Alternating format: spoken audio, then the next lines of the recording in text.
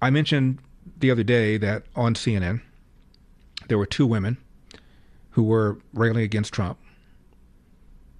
What a shock. And both of them referred to Trump as a convicted rapist. And Wolf Blitzer, one of the more rational, level-headed ones there, did not say a word. Now, Donald Trump is a lot of things, but he's not a convicted rapist. Isn't that a problem?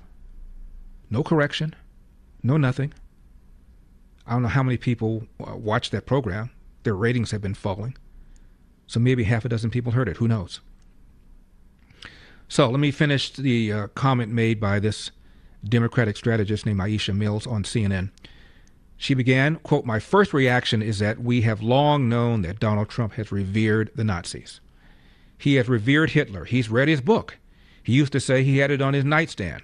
Probably has a Bible on his nightstand too, but let's not go there. Donald Trump has had a very sinister philosophy, wanting to be a dictator. Absolutely dividing people up based on who they are, based on factors about them that have nothing to do with their race and their gender, etc. This is an administration that in writing has said DEI is a factor in everything they do. Diversity, equity, and inclusion. That is the very essence of dividing people based upon their race, their gender. And they have the nerve to accuse Donald Trump, who opposes DEI, of doing the very same thing. She continues, and when he uses language like this, please. Based on who they are, based on factors about them that have to do with their race and their gender, etc. And when he uses language like this, I don't think that it's a Freudian slip. I think that the danger of a Donald Trump is that he would absolutely try to exterminate an entire group of people because he thinks that their genes are somehow different than his and faulty. And I say this with all the sternness that you hear in my voice because it is serious, and Americans should recognize. Okay, so that's a Democrat strategist on CNN. Here is Joy Reid over on MSNB Hee-Haw, number 3. Trump's recent claim about American girls being raped and sodomized and murdered by savage criminal aliens preyed on similar white fears. It is far from a coincidence that this is happening as Democrats are fielding a black presidential candidate for the third time in 5 elections. And why the leader of the Republicans is now an extremist known for enabling white supremacists and who is reviving race science as part of the discourse, as he did again in an interview today on conservative commentator Hugh Hewitt's podcast. Why the leader of the Republicans is now an extremist known for enabling white supremacists who is reviving race science as part of the discourse. Recall the interview I had with Kyle Seraphin, the former FBI agent turned whistleblower? And I asked him about what Joe Biden said about white supremacy being the biggest threat to our homeland. Number 11, please. In a speech before a black college, President Joe Biden said the number one threat to the homeland is white supremacy. What's your reaction to that? My answer is pretty straightforward. It's that the demand for white supremacy, particularly by those in the federal government, is far higher than the supply that I've seen.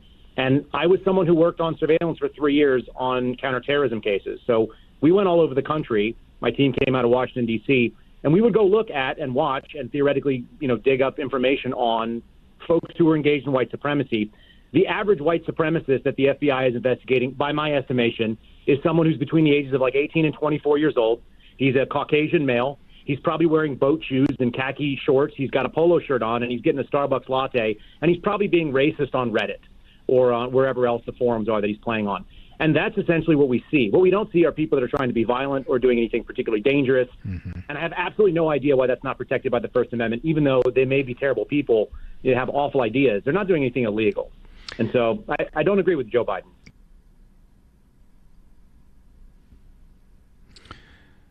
I remember, I'm pretty sure it was James Carville, when Bill Clinton was being impeached. And James Carville said, I hate Ken Starr. I don't have to like him. I hate Ken Starr. I hate him. I hate him. Don't have to like somebody. You really don't.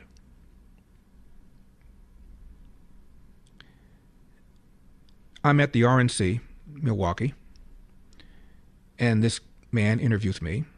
Happens to be a black man. And the interview started out reasonably friendly, and then he began saying things about Donald Trump, and it was obvious that he wanted me to join in and demean him or to have fun putting me on the spot because, after all, I'd have to defend a racist. And I said, please tell me what Donald Trump has said that makes him a racist. Well, he said many things, he said. I said, then it should be relatively easy for you to come up with one. Give me one. Give me the most racist thing the man has ever said. Well, all you have to do is just go online. I said, you don't have a single one in your head, and I pointed to his head. There's not one racist thing that Donald Trump has said or done in your head right now. Oh, well, there's so many. They're clogging your brain so you can't get one out. People started laughing. I said, this is all you got? Best economy ever for black people? Did the First Step Act that allowed some nearly 4,000, mostly black men, to have their prison sentences shortened about 70 months for committing a non-violent offense? Pardon Alice Johnson, or commuted the sentence of Alice Johnson, got a long drug sentence, non-violent. Put funding of black colleges on permanent basis for 10 years. Support school choice. Did something about the borders, given that illegal aliens most negatively impact people living in their city, many of whom are black. I said, if he's racist, you need to go back to racism school. This is all you got? This is pathetic, I said. It's pathetic. Started walking away. Come back! Come back!